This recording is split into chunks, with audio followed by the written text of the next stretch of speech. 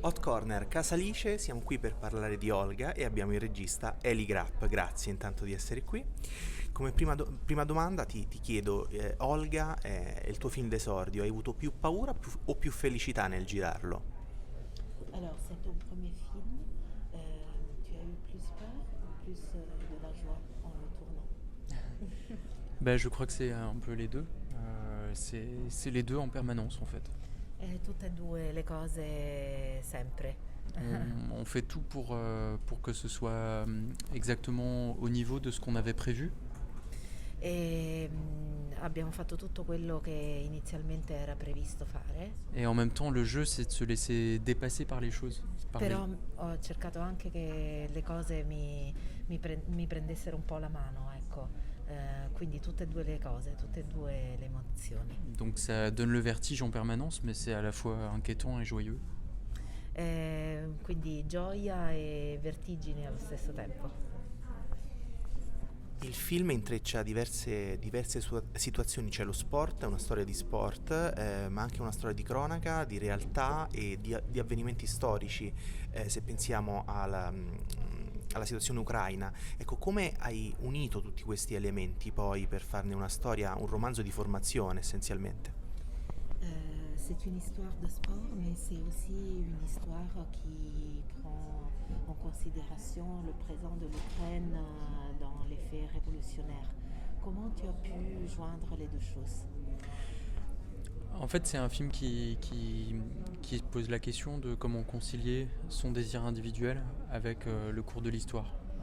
Il tema del film è quello di come si può conciliare un desiderio personale con la storia.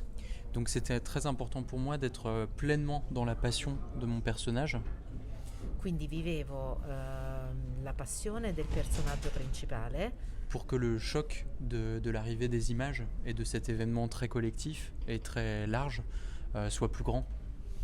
perché poi potesse essere più, diciamo, scioccante, più intenso le immagini di quello che era il vissuto del presente dell'Ucraina. Et la façon d'accorder les deux, ça se fait en fait avec les outils du cinéma. E il fatto di fare che marcino in accordo queste due cose, ho utilizzato semplicemente gli strumenti del cinema. Ce sont des corps en mouvement en permanence, Corpi in movimento continuo. mais dans la gym, on est dans une approche très naturaliste, Nella ginnastica con un approccio molto naturale, alors que ces images d'archives, elles sont à la fois réelles et à la fois complètement fantasmatiques. mentre per le immagini d'archivio sono al tempo stesso molto realistiche ma anche molto fantasmagoriche. Et le son n'arrête pas de faire des ponts, par exemple, entre ce qu'elle vit dans le présent de la gymnastique et l'endroit où elle n'est pas.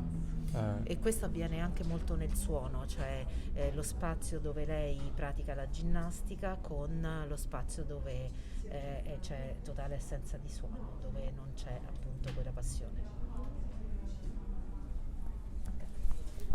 Il film è essenzialmente girato con un cast ucraino, solo che non è prodotto dall'Ucraina. Come mai?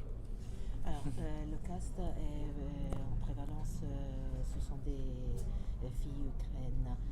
Pourquoi vous avez choisi de ne pas le faire produire par une production ukrainienne? En fait, on était censé travailler, on était censé avoir des coproducteurs ukrainiens.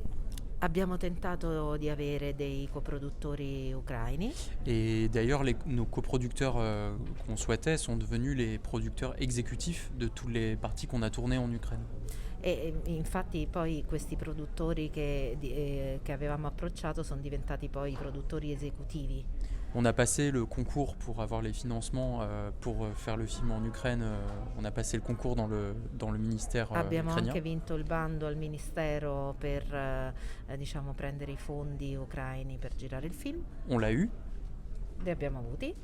Et 2 semaines après, il y a eu un changement ministériel qui a annulé toutes E 2 les... settimane dopo sono stati annullati da un cambiamento di una circolare ministeriale. pour mon projet et pour plein d'autres projets internationaux, les aides ont toutes été annulées, ce qui a fait un gros scandale en Ukraine. Quindi sono stati annullati tutti i fondi che erano stati stanziati sia per il mio film che per altri film.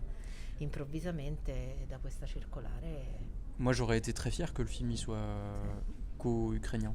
avrei tanto voluto che fosse anche prodotto da una coproduzione, diciamo, ucraina, ma Et aujourd'hui, les Ukrainiens présentent le film comme un film ukrainien aussi.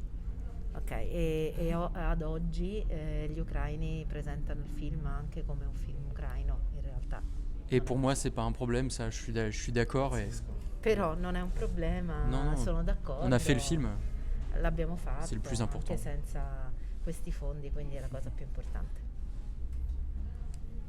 Ultima cosa, il cinema e lo sport vanno sempre molto d'accordo, quindi ti chiedo qual è il tuo film sportivo preferito? Film et sport vont toujours très d'accord. Quel est ton film sur le sport préféré? Moi, j'ai beaucoup aimé Foxcatcher, par exemple. Je trouve qu'un film qui traite le sport d'une façon vraiment très singulière et très politique, en fait. Ho molto amato Foxcatcher. Foxcatcher perché ha un modo di trattare sia lo sport che la realtà in maniera molto intensa. Bellissimo. Ouais. Grazie, Grazie. grazie mille. Merci.